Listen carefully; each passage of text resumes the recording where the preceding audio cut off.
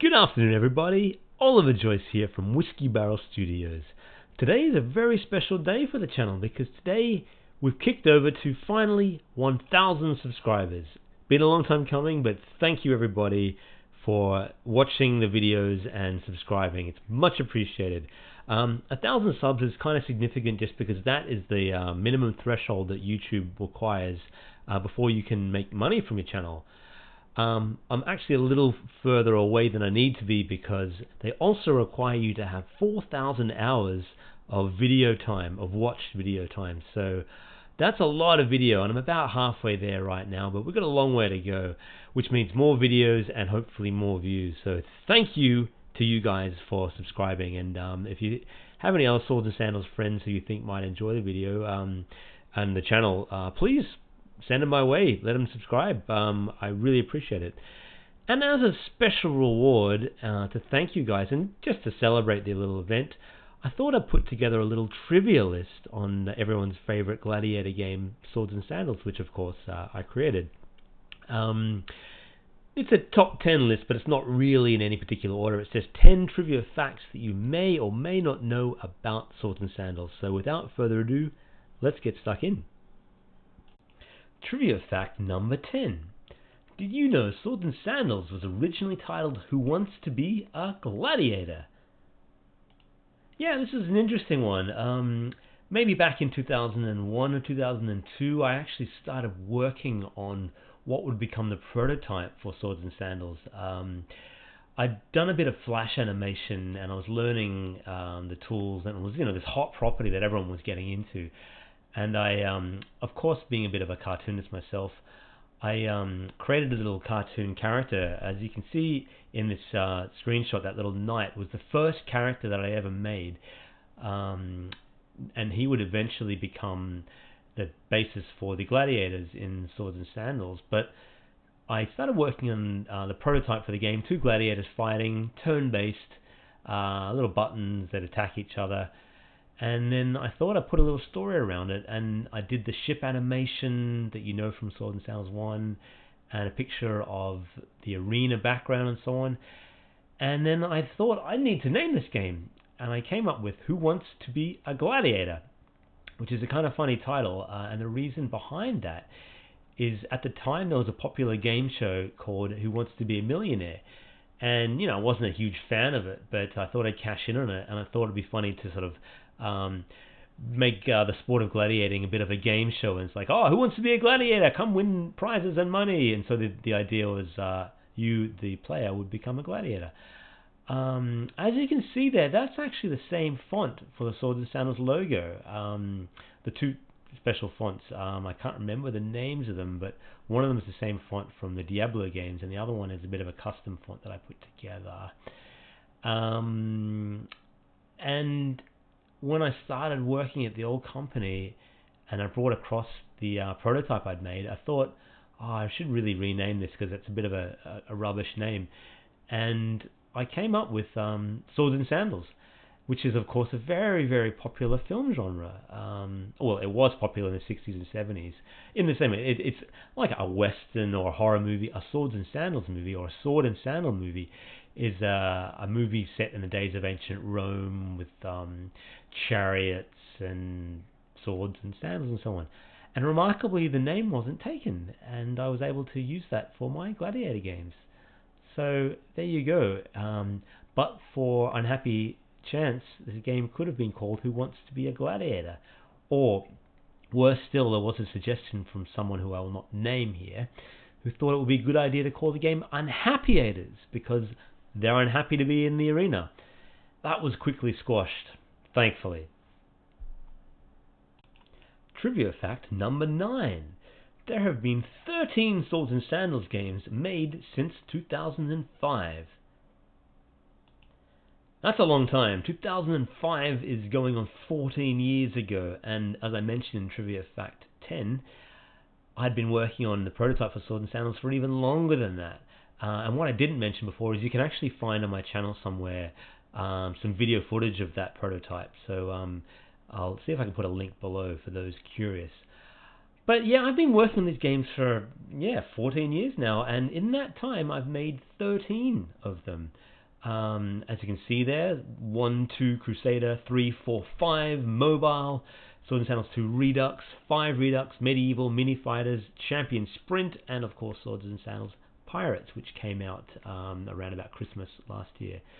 Of those games, a few of them are basically, not quite reskins, but more ports. So the mobile one had different art and was ported to mobile. The Redux was a remake of Swords and Sandals 2, which I've actually now remade a number of times. 5 Redux was a remake. Every now and again, I would come up with a new one, like Crusader 3, 4, and each one would take about... the quickest game was Swords and Sandals 1, which took about 3 months, and the longest game was Swords and Sandals 5, which took about 18 months. And I would generally reuse the engine every now and again. So Swords and Sandals 1 and 2 share the same game engine. Crusader has its own. 3 and 4 share mostly the same game engine. 5 had its own game engine, and I kind of used bits of code for the Redux. The mobile version back in 2012 had its own new game engine. The Redux versions of 2 and 5 actually share the same game engines, and therefore the same bugs, of course. But it was just a lot of game developers will reuse their game engines. When I say game engine, I mean the sort of the same code and a lot of the same assets when making sequels. It's just an efficient way to do it. Medieval had its own game engine, but I did use bits of that for the Redux series. Mini Fighters was actually just a reskin of mobile. Champion Sprint was made in HTML5, and that was a new engine. That's a very simple game which you can find online. It just takes you through about 10 fights. And of course, Pirates is a completely new engine, which I may or may not use if I decide to make a sequel or a Redux version of Swords and Sandals Crusader. Trivia fact number 8. Gladiators in Swords and Sandals 2 Redux have 3,700 frames of animation. It's quite a lot, isn't it? Firstly, I got to apologize for the sound quality. I've got a bit of a cold and I sound a bit muffly, and my microphone is having a couple of weird driver issues since I updated Windows 10. Thanks, Windows! Awesome. Love your work. So I've got to look into that. So hopefully I don't sound too much like I'm coming from the center of the earth or something like that. But bear with me. Yeah, it's a lot of animation. Swords and Sandals 2 Redux has the most animation out of all the Gladiator games. As you can see there, that's a timeline with all those little dots being keyframes. So a keyframe is sort of, arm here, arm there, and then it sort of fills in the gaps between. Now, 37 frames of animation. The Gladiators tend to run at about 60 frames a second. So that is quite a lot of animation, and the average animation plays out over about half a second. There's probably about 60 or 70 individual animations, deaths and blocks and taunts and that kind of thing in the game. And of course the arena champions have their own unique animations too when they beat you. Another fun fact to do with this one, as you can see here, this character, aside from the little the shield and the weapons, they're grey. When I create the characters, I do them in grayscale and I actually tint them. That way I only have to draw the hair once and the beard once, and the different hairstyles, and then I set it to different shades of grey, and then I computer colorize it, which is a simple trick and allows you to create a lot of assets from a fairly small art list. So yeah, 3,700 frames, quite a lot. I mean, I think it's a lot anyway. Trivia fact number 7. Some characters in the series are based off real-life people. Now, long-time fans of the series will probably know this fact. There are a cast of characters in the series who are recurring, aside from the arena champions and so on, who often only make an appearance in 1 or 2 of them. The heroes themselves tend to be in most of the games. Sir Belgrave, Wolfgang of Shackleford, Chaos, Antares, King Lionel, Selen Helmgard. The list goes on, but there is a bunch of them, Arglax, that reappear in game after game after game. And the most popular of these, Hikaeos, Wolfgang, and Belgrave, are based off real-life people. Some of you may know that the world of Swords and Sandals, i.e. Brandor is the continent and Tritonia is the planet, is actually a creation of myself and one of my dear friends, an old friend of mine called Greg Bernard Wee. And we went to school together, and we were good friends since year 4, year 5 in school, and we were really into sort of Dungeons and Dragons and Dragonlance and Forgotten Realms and all those classic nerdy pastimes. And we created our own fantasy world in Brandor, and we made ourselves the heroes. And Greg, who you can see in these pictures as Sir Belgrave, has appeared in many versions of the game, and that in the top right corner in the black and white is him as when he's about sort of maybe 11, 12 years old. And he has made many appearances in the series as the taciturn and kind of morose but honourable knight Sir Belgrave. Wolfgang of Shackleford is, of course, based on me, or more a version of me when I was younger and drunker and a little more foolish than I am now. He kind of represents my worst traits in, a little bit happy-go-lucky, a little bit, prone to emotional outbursts and so on. And he, of course, starts off as a baron and leads the forces of Braxis in Swords and Sandals Pirates, and he goes on to fall on hard times and nearly drinks himself to death, becomes a gladiator in the arena, and is rescued by his dear friend Sir Belgrave. In coming videos, I'm actually going to explain a lot more of the lore behind Swords and Sandals for those interested, because I've written a huge document called the Tome of Lore, and that actually has pages and pages of information about the characters in the game. Hikaeos is also kind of based on me. Not really, this guy's insane, but I was kind of going for Wolfgang as the good guy with some flaws, and Hikaeos is the bad guy with almost no redeeming qualities. And Hikaeos, of course, has red hair and a big hook nose and green eyes and so on. But fun fact, my first email address was Hikaeos. I used that, and I've been using that for a long time since, and only recently did I change it over. So there you go. Other characters, Sagan Z, the wizard who is one of the arena bosses in Swords and Sandals 2, and I think makes another appearance in 3. I can't remember if he does, but he is the apprentice of Bargle, and he is actually my dear friend Jeff Wicks, who was one of my oldest friends also. We've known each other since we were 9 or 10. Great 3D modeler and programmer and RPG fan. We're actually going to be working together on a 3D version of Swords and Sandals in the next year and a half. And he used to have long hair, and his call sign back in the day was Sagan, or it might have been Sagan Z. I can't remember where the Z came from, or Z, as we say in Australia. But he is the inspiration for Sagan Z. Stylonius of Southport is based on a friend of mine called Silas Rowe, who is a great friend and a programmer, a big guy, maybe 6'3", 6'4", and probably weighs a bit too much. And he's an arrogant character who talks and talks and talks and boasts and calls himself the people's champion and so on. So I based the sort of boorish, arrogant gladiator Stylonius of Southport on him, because he grew up in Southport, Brisbane. And the son of Stylonius is just a fictional character because Silas has no son, but he has a daughter. So there you go. There are other characters. The Anti-Midas character, who you may have seen in a few of the videos, is based on someone who I will not name, but is no friend of mine. And he is a swindler and a bit of a snake oil salesman in the game. So you watch out for that guy. And finally, the little fat kid is not based on anyone that we know of. Maybe he exists, maybe he doesn't, but he's a magical character. Yeah, there are other characters who I can't think of right now who are based off my friends and acquaintances and so on. I like to put my friends in games when I can. And speaking of the little fat kid, Here is trivia fact number 6. The little fat kid has appeared in almost every single Swords and Sandals game.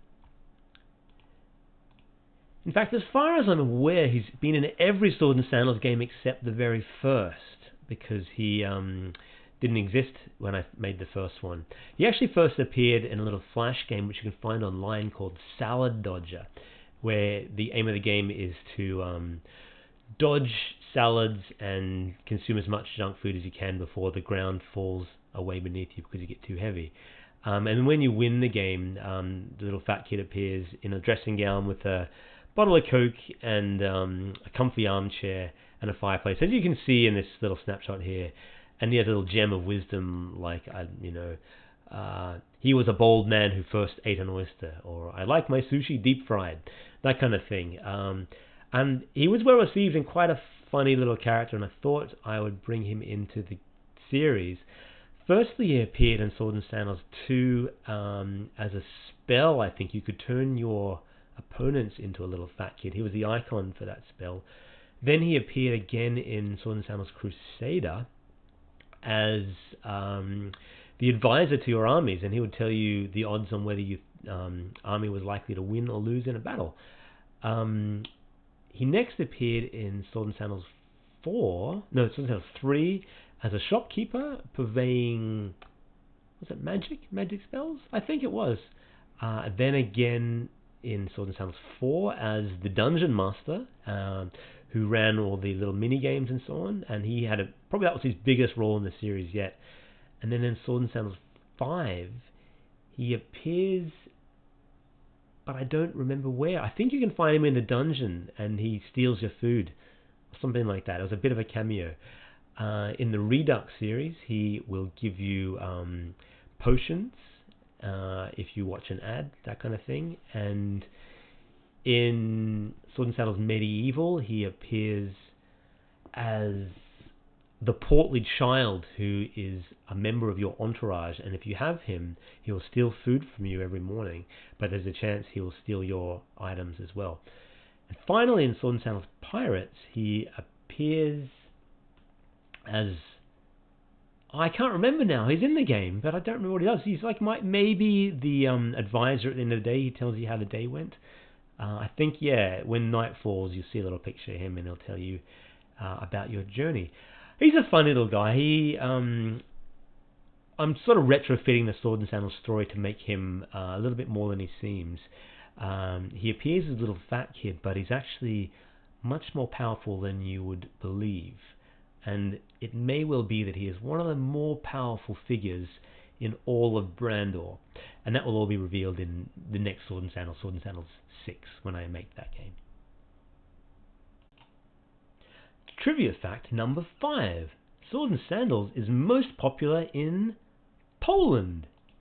Poland, there you go. So this information is really based on Google Android downloads. It is not a definitive list, but the game is being downloaded on iOS and Android roughly 1.5 million, maybe 1,600,000 times. The series, with Swords and Sandals 2 being far and away the most popular, and 5 closely after. And most of those downloads have come from our dear friends in Poland. And that is awesome. We actually get a lot of people from Poland on the Discord channel and commenting on the YouTube videos. And you guys are awesome. I feel honored to have you as fans, because Poland is also the home of The Witcher, which is one of the greatest role-playing games of all time. So you guys know a good role-playing game when you see it. I'm not sure why Poland over other countries, but partly I believe there's a few popular YouTubers from Poland, such as Gimpa, who's huge there, that did a series on the game and got people into it. It's huge in the United States, Turkey, Russia, UK, Brazil, Netherlands, Czech Republic, Canada, and I think after that it might be maybe Australia. I'm not sure. Australia is a bit of a small country. That's where I'm from, of course. But over the years, we had a lot of fans of the Flash game from Scandinavia, and I used to get lots of videos from Norway and Sweden of kids reenacting events from the game. Little kids that would hit each other with sticks and so on, but in turn-based form. So they go ha, ha, hit each other. If you look up, like I think it's Gusti and Helgi Swords and Sandals, you can see these two kids fighting. These kids are probably 20 years old now. It was a long time ago. But I'm just thrilled to have an audience. I'm still an indie developer, and the game is still pretty obscure, although many people do tell me they played it a lot as kids in school.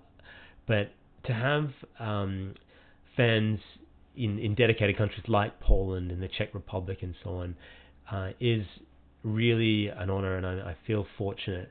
I feel like we're still just building this thing, because for many years I really didn't concentrate on the marketing well enough, and I wasn't in charge of that because I was working for the old company. And it's only since I've sort of started Whiskey Barrel Studios and partnered with eGames that I've really gotten serious about connecting with the fans and starting a Discord channel and a YouTube channel, and getting on Twitter and being active, and just really trying to reach out to the fans of the series and finding out what you guys like about the series, so I can make the next ones in a way that you enjoy.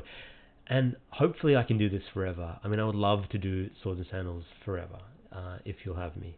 So big shout out to Poland and everywhere else that is a fan of the world's greatest gladiator game, Swords and Sandals. I think it is anyway. Trivia fact number 4. The character designs for Swords and Sandals 3 were based off Street Fighter 2's T-Hawk. Yeah, that's one I bet you didn't know, right? So when I made when I made Swords and Sandals 3, I was looking for a new gladiator style, because the Swords and Sandals 2 gladiator style, which is the most famous, is very cartoony and very flat, almost like a paper doll. And I wanted to sort of put the characters on a bit of a 3/4 angle. And I'm an artist, I'm a comic artist, a bit of a cartoonist, but I'm not that talented. I'll admit my shortcomings are definitely there.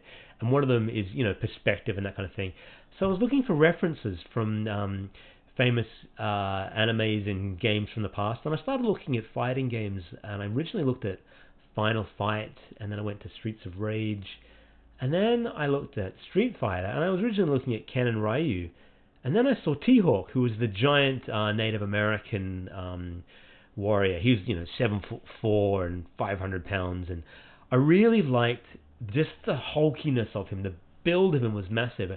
And as many of you know, one of the biggest inspirations of Swords and Sandals is, of course, the He-Man characters. And I always felt in Swords and Sandals 2, the characters were not muscular enough, not big enough. They're a little bit weedy.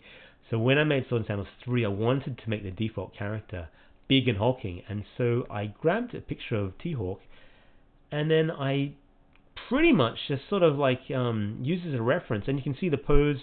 They're very similar. The proportions are similar, the pose is similar. They're not identical, but therein is the inspiration for the Swords and Sandals 3 gladiators, who I used again in Swords and Sandals 4, but never again. When I make Swords and Sandals 5, I'm going to be doing the model, when I make 6, sorry, I'm not making 5 again, God no, not again, we've already made a redux of that. When I finally make Swords and Sandals 6 later this year, I will be designing a new version of the Gladiators, and it will probably be a mix of Swords and Sandals 2 and Swords and Sandals 3. And my good friend Jeff Wicks, who I mentioned earlier, the 3D modeler, has already started working on some iterations of the models. And we want to keep them faithful to the character design, so don't feel too generic and like something that's non-Swords and Sandals-y. So, but for those who like Swords and Sandals 3, I want to keep some of that influence in there, the strong strength of the Gladiator. So there you go, Street Fighter 2, one of my favorite games, one game that Jeff and I used to play many hours of back in the Sega Mega Drive days. Trivia fact number 3. The first Swords and Sandals was a platform game. Yeah, another bit of obscure trivia. I love the name Swords and Sandals, and I'd totally forgotten that I'd used it. So when I was mentioning earlier that the Gladiator game was originally called Who Wants to Be a Gladiator, and then I renamed it as Swords and Sandals, I almost forgot that back in the mid to late 90s, I had worked on a platform game called Swords and Sandals, which was never released. But you can see some screenshots of here, and I actually have a video of this in in my channel somewhere, which I should post a link to as well. But this was a platform game featuring a hero here who looks, you know, a little bit mullety, a little bit of a dope. And as you can see in this picture, some of the Swords and Sandals characters are actually in the video. There's Chaos down the bottom. Above him is one of the Shadow Guardians, who I think you face in Swords and Sandals 5, the Dusk Harlequin or something like that. And Bargle up the top there as the evil wizard. And the idea of the game was the Helm of Gods, which is a powerful artifact, had been stolen, and you had to journey to Bargle's tower to defeat him. And you go to King Lionel's castle first, and he'd give you a sword and a shield, and some sandals, of course, and then off you'd go. You can see on the right there, that is actually a little screenshot from the game. I built the first 2 levels back in a program called the Games Factory, which was kind of like the Unity and Game Maker of its day. It was one of the very first make your own game programs, and it was awesome. I loved it, and you could build your own PC games. But this is kind of long before the internet was very popular, and I never was able to distribute them. And I just made the 2 levels, and it was so much work that I ended up stopping, and the name lay dormant for about 5 or 6 years until I brought it back as the famed Gladiator game, Swords and Sandals. So there you go, a platform game called Swords and Sandals. Trivia fact number 2. I've been building early versions of the game since the 1990s. Yeah, that's how old I am. I am an old timer. I'm a greybeard, literally. You can see the flecks of grey in my beard. I'm 40 years old. I have been building games probably earlier than the 90s. I feel like my first text adventure games were 1986, maybe 1987. When I was a young kid, I had a Commodore 64 with a tape drive, and I would edit the text adventure games and muck around with them and change the outcomes and so on. And I don't think you could save the games back then on the tapes, but that was how I cut my teeth. I learned my first programming language, BASIC, when I was about 7 or 8 years old. And then I moved on to GW Basic and Quick Basic and Turbo Pascal, and then other languages from there. And when I met my friend Jeff, who had a shared interest in programming, it really took off when we started making games, and we found a program called the Games Factory, which just basically completely fueled our thirst to make games. And we banged out prototype after prototype. Very few of them were actually finished. I made some fighting games and a go-kart game and prototypes for a couple of like Ultima style role-playing games. You can see some of the art there. We would actually scan in our faces and then add sort of swords and so on to them. That's Belgrave, that's meant to be Wolfgang, that's meant to be a knight called Sir Geoffrey, and that's just a character that I drew and then coloured in a program called Deluxe Paint, which was for the old-timers an Amiga paint program. So I've been doing this a long time. The first game that I actually completed, and of course was never distributed because this is probably really before the internet as we know and love, was a game called Dark Dungeons. Darkest Dungeons, the very popular one. It's called Dark Dungeons 2, and my friend Jeff made Dark Dungeons 1, and they were basically text adventures, and you have to go into dungeons and kick down doors and find keys, kill monsters, and you type in go north, get axe, and that kind of thing. And we made one each, and then I made a sequel which was based in an arena, and that was the very first sparks of what would become the Swords and Sandals series, because you would get armor and weapons from some shops, and they were just little text boxes and so on. You type in, buy shield, button 3, buy sword, button 2, type in 2, 3, and then you'd go into the arena, and a little random generated arena character would appear there, and it would roll dice and said, you hit him for 4 damage, he hit you for 3 damage, you died. And I wish I still had the prototypes of those, but the good news is my friend Jeff has actually found an old box of 5 1/4 inch discs and 3 1/2 inch discs, floppy discs, literally floppy discs from when we were kids, and he feels like he may have those early versions on disc, which would be incredible if we could get hold of them. I would love to go through some of the old code and find some of the stuff that I've done. That would really be awesome. This is long before you could really back things up digitally. I mean, you could back things up on a disk, but you'd lose the disk and that kind of stuff. And we had so many hard disk crashes back then because the technology wasn't very good. But yeah, over the years I've made hundreds of Flash games, and only recently have I been making mobile games and Steam games. But the game development journey is, in fact, a long one. And success doesn't happen quickly, if at all, for many of us. And I'm mildly successful in that Swords and Sandals has a bit of a following, and I'm very grateful for that. But it's not an easy task to be a successful game developer. On that note, if you've got any questions about game development, please hit me up in the comments or in Discord or whatever, because I'm always available to chat and give advice whenever I can. Trivia fact number 1. The infamous comma cheat was actually bad coding by me. Yeah, of course it was. When I say the comma cheat, this is probably the thing that made Swords and Sandals popular. When people would play the game, they would type their name into the name box, as you can see in the screenshot there.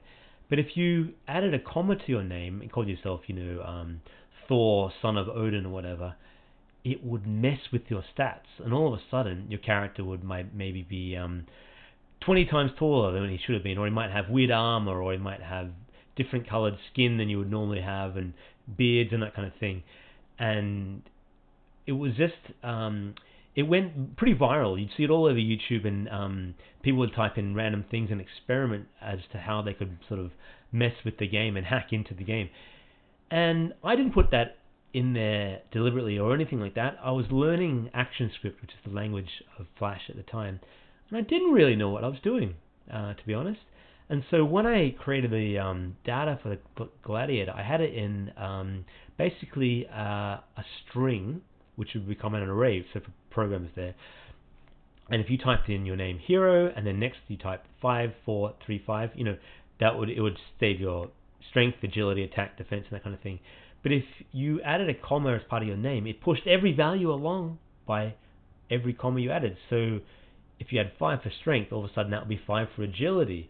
Or if you had armor number 5, and then you added a comma, all of a sudden the armor value would move to the helmet value, and that kind of thing. And so it created some real havoc in the game, and I'm not sure if that's the reason the game became hugely popular, but it certainly helped, because there are some sort of how to cheat at Swords and Sandals videos which have 1 million, 2 million views out there on YouTube, which is pretty awesome, and I owe much of the success to my own incompetence as a programmer. So there you go. So that's all the trivia I have for you today. There are tons and tons more obscure facts and random things that I have in my head about Swords and Sandals, and the little quirks of the game, and the characters, and the Easter eggs, and the series, and the music, and all that kind of thing. And I hopefully will do another one of these videos in the future. If you enjoyed this one, let me know in the comments. And if there's other things you'd like to know about the game, let me know too. I'm actually thinking of doing an AMA, like an Ask Me Anything, like you see on Reddit, in the coming weeks and months. So if you're interested in that, let me know. Alright everybody, thank you so much for being with me today, and of course getting me to 1,000 subscribers. And I'll see you real soon with some more Games Gladiator videos. And then in the next couple of weeks I've got some Swords and Sandals news for you, a special surprise to do with Swords and Sandals 2 coming out in the next week and a half maybe. And then of course the Spartacus game, which I'll be working on, and doing some Unity tutorial videos as I learn Unity myself as we go. Alright everyone, pleasure to have you with me today, and I'll see you again soon. Bye for now.